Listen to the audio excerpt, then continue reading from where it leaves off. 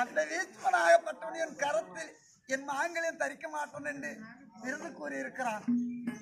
கட்டினால் என் கயிற்றில் அவன் தாலி கட்டணும், இல்லை என்றால் அவனை ஒழிக்கணும். இதுக்கு ஏதாகிலும் வழி செய்யுங்கள்.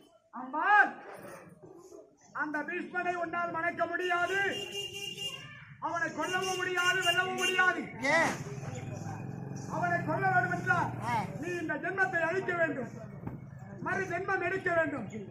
அது வரைக்கும் பார்த்தாயா காளி கோவில். ஆமா, அந்த காளியம்மன் கழுத்திலே ஒரு மாலை இருக்கிறது. அந்த மாலையை எடுத்து சென்று அதோ பாஞ்சால மன்னனாக மற்றவன் பிள்ளை இல்லாத காரியத்தினால் உத்திரகாமேசி யாகம் செய்கிறான். அவன் கோட்டை வாயிற்படி அந்த வாயிற்படியை மாற்றினால் அவன் அந்த மாலையை எடுத்து அவன் அணிந்து கொண்டு அவனோ யாகம் செய்வான். அந்த யாகத்திலே 2 பிள்ளைகள் பிறக்கும். நீயோ உன்னுடைய ஜென்மத்தை அந்த யாகத்தில் வைக்க வேண்டும். நீ சிகண்டையாக பிறப்பாய்.